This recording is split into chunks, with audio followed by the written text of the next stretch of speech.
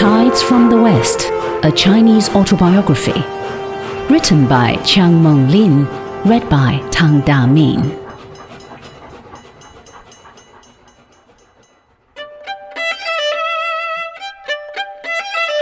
Chapter 11. New York. As the years went on, my mental horizon extended, and I became more and more self-confident. In 1912, I was graduated with honors in education and went to Columbia University in New York City for my postgraduate work. Here, I learned the method and acquired the spirit of scientific research as applied to social phenomena. Among the professors who taught me untiringly, from whom I drew my inspiration, and to whom I am greatly indebted, there is one I wish to mention particularly because of his connection with Peking University. He is Professor John Dewey, who taught Dr. Hu Shi and myself at Columbia, and later, through his writings, lectures, and personal contacts with contemporary thinkers in China, during his 2-year sojourn as visiting professor at the National University of Peking, influenced Chinese educational theories and practice to a great extent.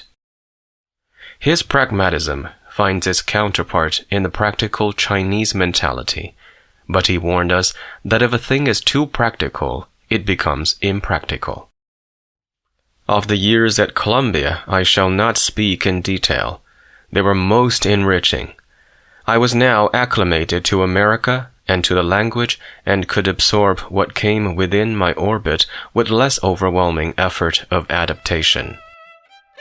In New York, I was impressed by the skyscrapers, the rapid circulation of subways and elevated trains, the dazzling lights of moving advertisements on the tops of tall buildings, the theaters, nightclubs, hotels, and restaurants, fashionable Fifth Avenue, Greenwich Village, the East Side slums, and so on.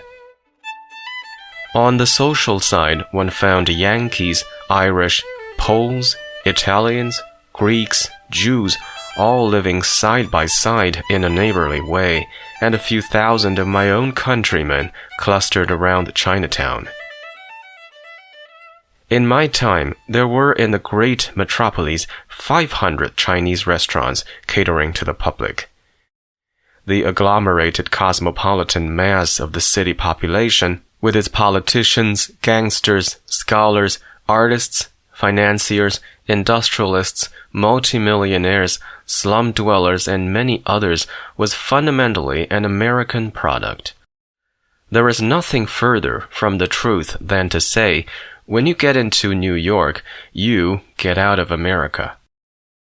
America alone is capable of producing such a great, highly industrialized city and vast melting pot. There was little racial friction, for in New York, anyone can do anything he likes if he knows how to stay inside the law. Everyone is permitted to go his own way if he observes a certain degree of public decency. Anyone can expound his theories of society and government if he can find an audience. Liberty within the orbit of the law and freedom of thought and speech within the domain of reason had free play. Great industries, international banking, and big business, and the utilization of invention, engineering, and material resources to the fullest extent all showed the spirit and application of Americanism. In New York, one found it in concentrated form. In the midst of this concentration, the eye of the observer is easily dazzled by the glaring lights, thus losing sight of Americanism in its normal state, as one would see it elsewhere in America. During the summer vacations, I would go to the Adirondacks. One summer, with a few Chinese friends, I went to Rainbow Lake and camped on one of its hilly islets. In the daytime, we went boating and fishing on nearby lakes. Our catches were quite rich. Pike, weighing over 10 pounds, were among our prizes for a day's work and pleasure. Big, fat frogs were found aplenty around the islands on which we camped. I had learned to catch frogs in my village childhood in China and carried the art over to America. A rod, a string, and a hook, rounded out of a good-sized needle with a piece of red cloth attached to it, were sufficient for frog fishing. The improvised outfit worked wonders. Usually, we could catch 24 of them in an hour. This was more than enough for 2 delicious meals a day. The people living around the lake had never eaten frogs. They admired our art of frog fishing, but at the bottom of their hearts must have thought, "The heathen Chinese is peculiar." In the evenings, we often joined their barn dances to the tune of the fiddle played by the host. One of the songs they all sang, a part of which still lurks in my recollection, runs something like this. All the hinges are rusty, and the doors are falling down. The roof lets in sunshine and rain. And the only friend I have is the little yellow dog on the trail behind the bush. This reflects the loneliness of a solitary hermitage in the mountain region, but to the city dwellers, it depicted a charming, quiet life. Sometimes we penetrated into virgin forests where the luxuriant leaves veiled the sky like thick clouds. The junipers growing along the trail gave out their aromatic scent, and we picked fragrant evergreen branches to make pillows which would bring nature to our beds and send out floating odors to sweeten our gentle sleep. Sometimes we lost our way back in the dense woods. We would listen then for the whistle of a train to lead us to the railroad tracks. Experience taught me later to take a compass when going into the woods. To go back to city life after staying in the country for some time is really a pleasure. The city looks refreshed when you come back to it. The country seems doubly enchanting if you go there from the city. It is all because of the change, the contrast. When foreigners go to China, they are often charmed with the complacent Chinese life and with the scenery. A Chinese in a foreign land is often delighted with its city life. So you frequently find a Westerner more enthusiastic about things Chinese than the Chinese themselves, and vice versa. It is a change, a contrast, which breaks monotony and refreshes the mind. But the intrinsic values of things are not altered by these changes of mental approach.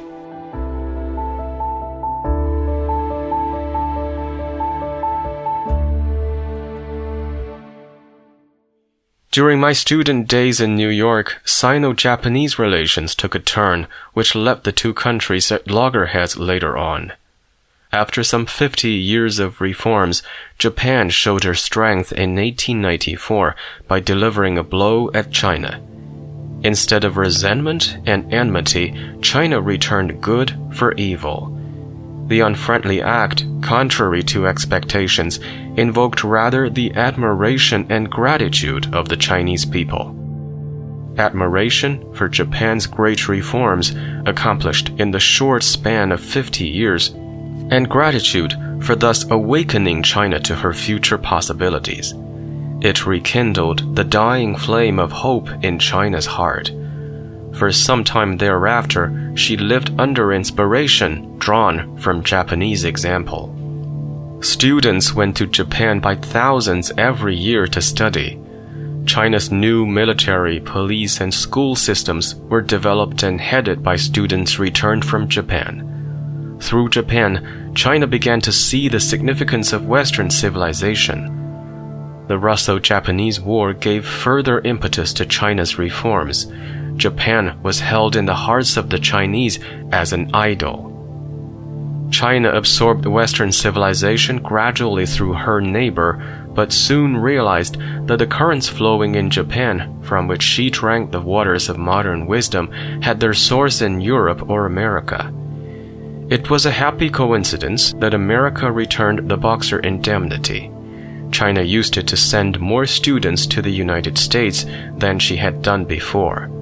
Students had previously been sent to Europe and America on government scholarships or by private means, but the number was small. Those who returned direct from the West now grew in numbers and began to occupy some of the key positions in government, industry, commercial enterprise, and educational fields. Missionaries, especially American, helped to educate the youth of the country through mission schools. Thus, culturally speaking, China began to drift away from Japan. The Japanese idol dwindled in Chinese hearts, and the Japanese were not aware of it. Taking advantage of the First World War in 1915, Japan suddenly delivered to Yuan Shikai's government the famous 21 demands, enforcement of which would have reduced China to a Japanese protectorate. This rash act grew out of the upset of the balance of power in the Far East, owing to the preoccupation of the Western powers with the war and the rapid decline of the military might of Tsarist Russia. It turned China's face once and for all toward the West, and the consequent parting of the ways of the two countries was to change the course of international politics in the years to come. Had Japan been far-sighted enough to lend a helping hand to her neighbor in her period of distress, China would have remained a friend. What would have been the effect of this union upon World War II? While I was in New York, the substance of the 21 demands was allowed to leak out by the Chinese legation at Washington. It created consternation in all the capitals of the Western powers. A boycott of Japanese goods spread like wildfire throughout China as a feeble protest. But the Japanese Navy was concentrated at important Chinese ports and her armed forces mobilized in the south of northeast China and Shandong. On May 7, 1915, 4 months after the presentation of the demands, Japan sent an ultimatum to Yuan Shikai, and 2 days later it was accepted. By force of circumstances, the demands in the course of time dwindled to virtually nothing. But the admiration and gratitude of China were thus turned into fear and suspicion, which were to grow in the hearts of her millions. Thereafter, whatever Japan had to say, China received with suspicion. Whatever she did, China watched with fear. The more she professed sincerity, the more China suspected a sinister design behind it. "Why don't you love us as we love you?" our neighbor would ask. "How can we love you when you make love with the bayonet?" we would reply. "Why should China play off the Western powers against Japan?" a Japanese general asked me one day, a few years before the Mukden incident. "To maintain the balance of power and thus save China from being swallowed up by you," I replied frankly. "Japan swallow up China? How could we? It's silly." "It is not silly, General. Didn't Japan deliver us her 21 demands during the last war when the powers were preoccupied? If those demands had been carried into effect, Japan would be in a position to gobble up all China." So, said the general as if in surprise. Yes, I replied briefly.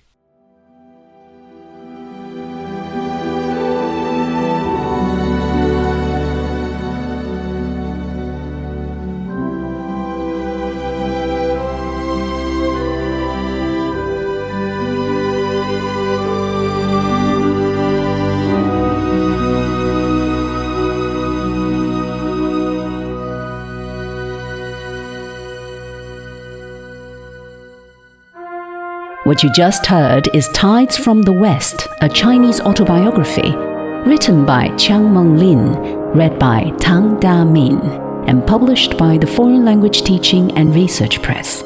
Some names and terminologies in this book have been updated per contemporary usages.